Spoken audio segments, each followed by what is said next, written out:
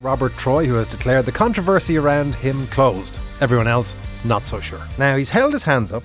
He broke his silence yesterday on the controversy that's been rumbling on for weeks. But does Robert Troy's willingness to answer questions when the Dáil reconvenes excuse his failure to declare all his property interests? To get into this, I'm joined now by Newstalk's political correspondent, Sean Defoe. And Sean, this has been rumbling on for quite some time at this stage, with revelation after revelation culminating in yesterday's mea culpa, I suppose, from the minister. Can you remind us of what the issues are underpinning all of this? Well, they're quite varied because we've gotten quite a few over the last 2 weeks, and it's 2 weeks today, actually, since the Ditch website published the first story about this, which was revealing essentially that Robert Troy hadn't declared a property on that register of interest which he had bought and then sold just 3 months later to the council for double the price that he bought it for. So that was one of the elements of it.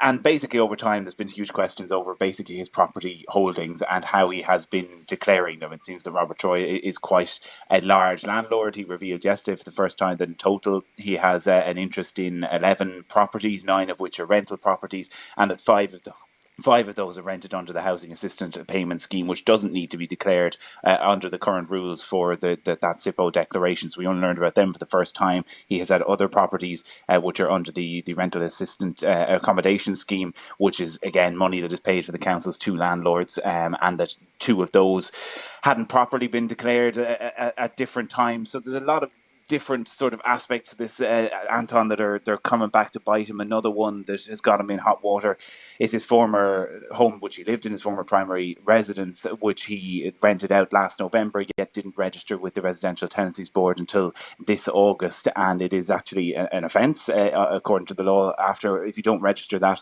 within a month of it being a rental property, you can pay a late fee on that to sort of clear your name, if you like, and he has done that. And the Housing Minister, Dáil O'Brien, says he doesn't believe any law was brought in, him being the person who, of course, wrote this law in the first place.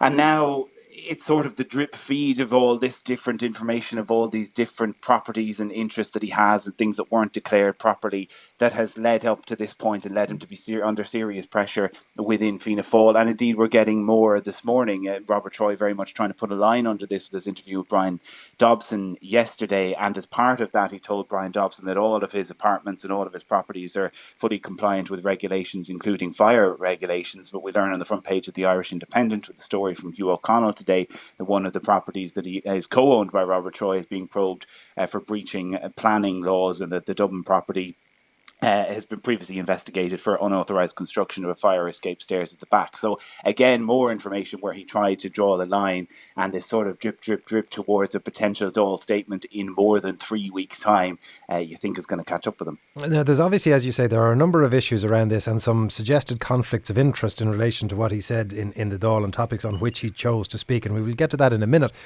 But can you explain what his excuse was? Because my understanding is that TDs effectively have a form wherein it says, tell us what properties you've owned this year.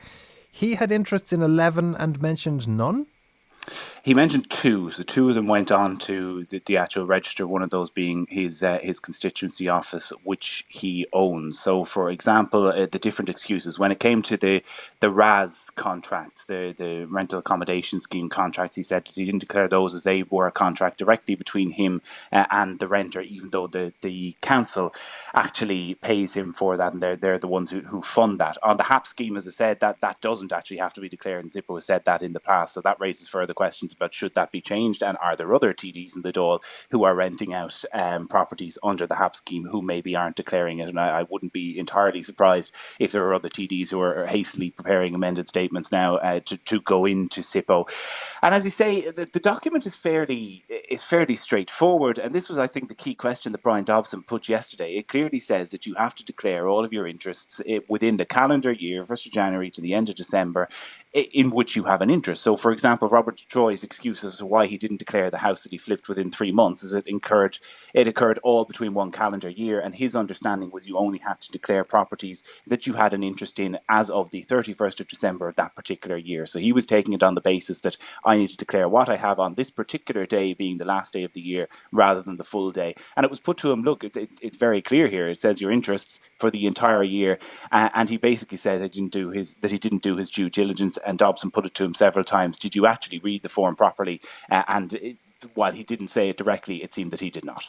It seems in this that if it was, let us imagine, that he had an apartment back in the boom time and ended up unable to sell it, and as so many around the country ended up being an involuntary landlord, and maybe he therefore didn't think about it and it was an oversight. But surely if you've got 11 properties, that is a significant chunk of your professional life.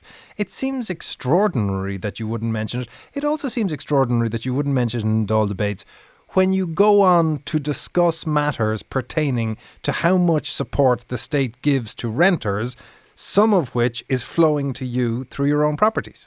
Yeah, it is pretty extraordinary if you are getting money from a particular scheme that you were speaking on that you wouldn't mention it. And again, the Irish Times this morning reports on a number of parliamentary questions that Robert Troy put during his lifetime in the Dáil on how long it takes to approve HAP applications, and asking the minister why it's taking 8 weeks. And we now know, of course, for the first time that he is benefiting from the HAP scheme and he is getting payments under that. And you see it fairly regularly in Dáil debates. It happened a lot during COVID, for example, when TDs like the Healy Rays come to example, who have interests in pubs, were speaking on pubs being closed or open or other things that were going to affect them financially. But to be fair to them, at the start of the speech, they would say, look, I have a conflict of interest here. I own a pub, but here is my opinion as someone who works in the industry. That's a fairly common thing to do, yet Robert Troy obviously didn't feel the need to. And it seems that the Taoiseach and the Taoiseach don't have any particular issue with that either, because they are still backing him as of last night and don't see any problem in what he did. And he has said now that he is willing to make a statement to the Dáil on this matter, and that's where he is going to speak next about it. And that is, of course, 3 weeks away. And one imagines that he is hoping that it will have gone very stale over that period.